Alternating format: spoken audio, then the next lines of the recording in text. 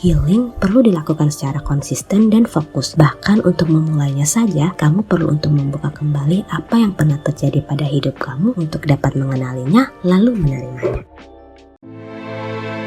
Ngobrol dan cerita di Anyaman Jiwa yuk. Tenang, kamu gak sendiri kok.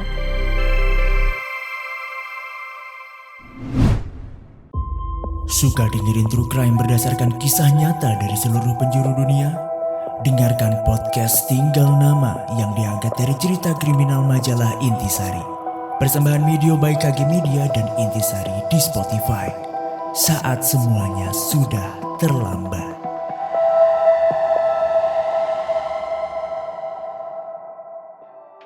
Halo, saya Mutia Makfira, teman Halo Jiwa Indonesia. Podcast Anyaman Jiwa episode kali ini berbeda dari sebelumnya ya. Saya akan kasih tahu tanda kamu butuh healing. Sebelum mendengarkan obrolan kali ini, jangan lupa follow dan beri rating terbaikmu untuk podcast Anyaman Jiwa di Spotify, serta nyalakan notifikasinya ya, supaya kamu bisa terinfo setiap ada episode terbaru yang tayang di hari Rabu dan Jumat. Mungkin kata healing sudah cukup familiar ya di telinga. Pusing dikit, healing. Suntuk dikit, healing. Lalu sebenarnya apa sih makna healing yang benar? Nah, healing itu proses pemulihan seseorang untuk pulih baik kembali. Istilah lainnya seperti mengambil waktu untuk recharge energi untuk back on track. Healing itu ada banyak cara ya, gak cuma ke Bali atau berlibur. Bisa kok yang low budget tapi tetap berkualitas. Selain itu, healing buat orang yang sangat membutuhkan juga membutuhkan waktu yang lama. Ciri-ciri seperti ini yang menandakan kalau kamu itu butuh healing. Pertama, sulit untuk fokus pada hal-hal positif,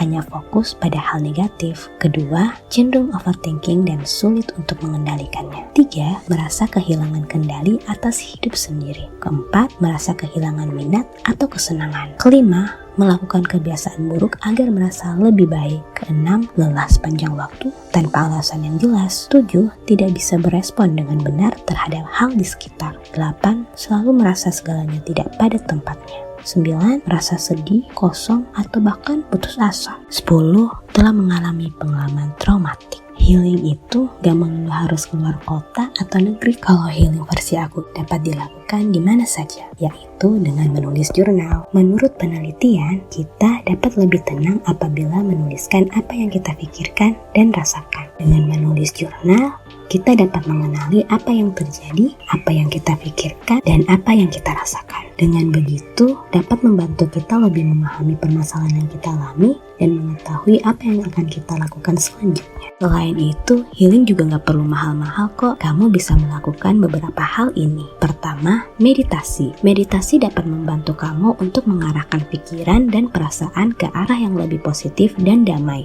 Ada 2 metode meditasi yang dapat kamu coba lakukan. Pertama, yaitu mindfulness meditation, di mana meditasi ini dilakukan dengan memperhatikan hal apapun yang terjadi saat ini secara seksama dan kesadaran penuh. Dan tentunya perlu untuk menikmati momennya. Kedua, yaitu grounding meditation, di mana kamu dapat memulainya dengan meletakkan kaki dengan nyaman di lantai, lalu menarik nafas yang dalam berkali-kali. Kamu dapat melakukan meditasi setiap pagi hari sebelum memulai berkegiatan. Kedua, kamu juga dapat menuliskan hal-hal yang membuat kamu bersyukur setiap harinya. Cara ini dapat membantu kamu untuk menumbuhkan perasaan positif dalam keseharian dan meminimalkan perasaan negatif yang dapat mengganggu proses perkembangan diri kamu. Ketiga, tidur yang cukup. Tidur yang tidak cukup dapat melemahkan sistem kekebalan dan meningkatkan produksi hormon stres. Keempat, latihan pernafasan. Latihan pernafasan setiap hari dapat membantu meningkatkan aktivitas parasimpatis dan membantu tubuh kamu untuk lebih rileks. Kelima, berbelas kasih dengan diri sendiri. Kamu dapat meluangkan waktu sendiri lalu mengapresiasi diri kamu terhadap apa yang sudah kamu lakukan. Keenam, tentu saja berkumpul dengan support system dan saling sharing juga dapat membuat kamu melepaskan energi negatif dan terlepas dari rasa lelah. Sederhananya, healing itu penting banget loh untuk diri kamu karena dapat memunculkan perasaan aman, nyaman, dan sejahtera. Melalui healing, kamu juga dapat mengenali kelemahan dan kekuatan yang ada pada dirimu, mampu menerima dan berdamai dengan kegagalan di masa lalu, serta berpikir positif menghadapi masa depan. Pada akhirnya, kamu dapat berkegiatan secara produktif dan kamu bisa lebih menikmati hidup. Kesimpulannya,